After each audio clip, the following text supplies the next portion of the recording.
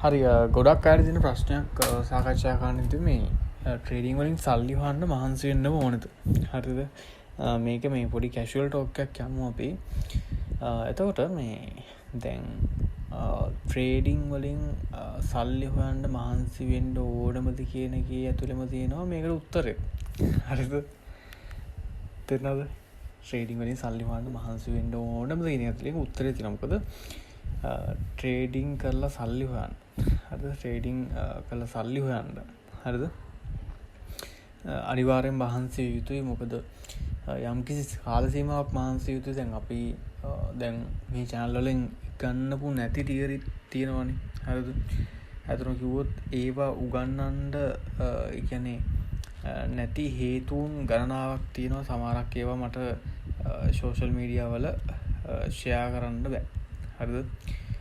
Social media share කරන්න බෑ. ඒකට හේතුව තමයි එහෙම වුණොත් එහෙම ගොඩක් දුරට මේකට කොපිරයිට් වදිනවා. හරිද? ඒක මම දන්නවා 100%. එතකොට ගොඩක් තියරි තියෙනවා අයිස්බර්ග් තියරි. හරිද? ඒතකොට ICT මම කරනවා. මේ channel එකේම කරනවා. එතකොට දැන් මොන ක්‍රමේ අපි ඉගෙන ගත්තත් අපි දැනගන්න ඕනේ බෑක් ටෙස්ට් කරන්න. හරිද? බෑක් ටෙස්ට් කරලා අනිවාර්යයි. මොකද ඔයා බෑක් ටෙස්ට් කරන්නේ නැත්නම් ඔයා නිකම්ම රිටේල් ට්‍රේඩර් කෙනෙක් විතරයි. මොකද දෙයක් බෑක් ටෙස්ට් කරන්න නැතුව ප්‍රැක්ටිස් කරනවා නම් දැන් අපි වුණා සමහරක් දේවල් සාම ඩිමෝ account වල ප්‍රැක්ටිස් කරනවා. ඒවා මොනවද ඒ වගේ වෙන්නේ? ඒ වගේ ඇත්තට වින් ගන්න බන්ද? ඒ කියන්නේ ඇත්තටම ලොස් වෙනවද? ඒ කියන්නේ වැරදිච්ච තැන් එහෙම වැරදුන තැන් වැරදිච්ච තැන් හරි ගස්සගෙන ඉස්සරහට යන හැටි තාම අපි ඩිමෝ account වලින් ප්‍රැක්ටිස් කරනවා. එතකොට ඒවට මහන්සි වෙන්න ඕනේ. මම කියන්නේ මෙහෙමයි. පැය 24 මේක මේ ගුල්ලෙක් වගේ බලන් ඉන්න එක නෙමෙයි. හරිද? එහෙම බලන් ඉන්නත් එපා. එතකොට මේක කොහොමවත් ඔයාලට හරියට ඉගෙන ගන්න බෑ. හරි සමහරක් උන් ඉන්න රෑ නිදා ගන්නෙත් නෑ අම්බෝ.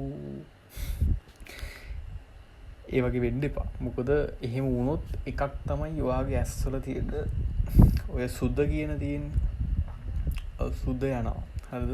ඇස්වල තියෙන වගේම සර්ජරියක් කරන්න ඕනේ. ඒකට බර ගාණක් යනවා.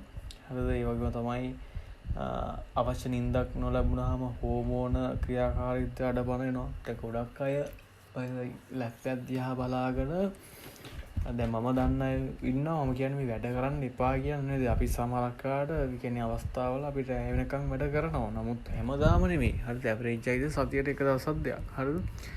නමුත් මම දන්න කීප දෙනෙක් ඉන්නවා මුදල් හොයනවා ඕන තරම්. හරිද? මේ ළඟදී එකෙක්ට මැරෙන්නම ගියා. මොකද හේතුව තමයි උට හරියට නිින්දක් අවශ්‍ය නැතුනේ එක. හරිද? ඉතින් අර වැඩක් නෑ හොයපු ඔක්කොම සපෝට්ටෙන් නැති පංගස්ථාන ඌ ගියා. ඉතින් ඔය අරන් යනවා. හරිද? ඒ නිසා මේ මනසට විවේකයක් දෙන්න. හරිද? ඔක්කොම ස්ටොයිසම් මයින්ඩ්සෙට් එකේ ඉන්න හැම වෙලේම. හරිද? ඉතින්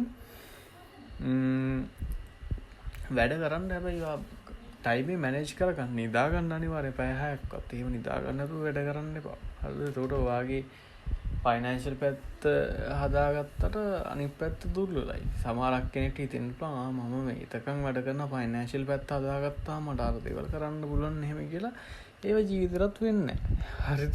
ඒව ජීවිතේට වෙන්නේ ඒ වගේ සෞඛ්‍යයි කියන්නේ ඔක්කොම දේවල් බැලන්ස් එකේ හදාගෙන යන්න. එතකොට පැය 24 මේක දිහා බලන් ඉන්න ඕනේ නැති යම් කිසි පැය ගානක් කැප කරන්න මහන්සි වෙන්න ඕනේ. දැන් ස්කාල්පින් වලදී තව මම වැදගත් දෙයක් කියන්න පොඩි ටිප් ටිකක් ස්කාල්පින් ගොඩ යන්න මේ වීඩියෝ එකම කියලා දෙන්න. ස්කාල්පින් ගොඩ යන්න නම් ඔයා ඒ කියන්නේ ස්ට්‍රේට් 3ක් 5ක් අතර තමයි දවසට දාන්න ඕනේ. ඊට වඩා දාන්න එපා. හරිද?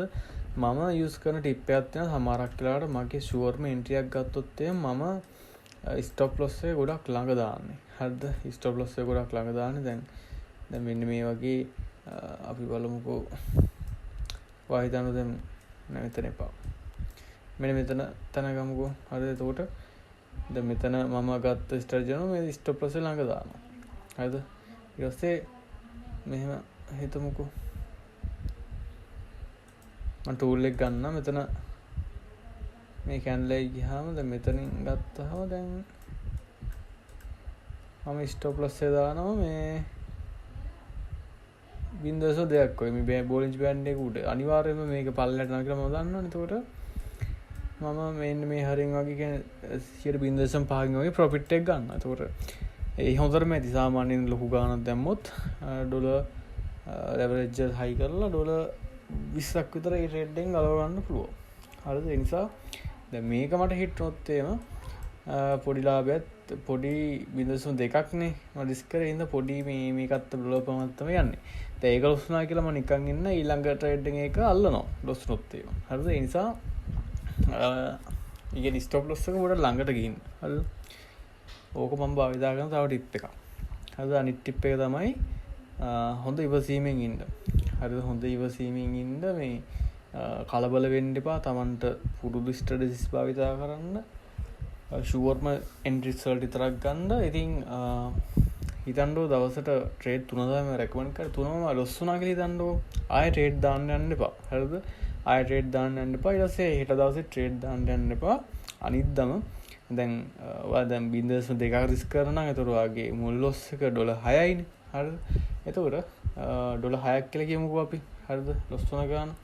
ඊට පස්සේ දැන් හෙට ට්‍රේඩ් දාන්න අනිද්දා දාන පළවෙනි ට්‍රේඩ් එකෙන් ඒක කවර් කරගන්න $8ක් විතර. හෙව්වාම අර ඒ කියන්නේ ලොස් එක කවර් වෙනවා. හරිද? ඒ වගේ ඉතින් තමාට සුදුසු දේවල් යොදා ගන්න. හරිද? ඉතින් ඕක තමයි අද කියන්න ඕනේ.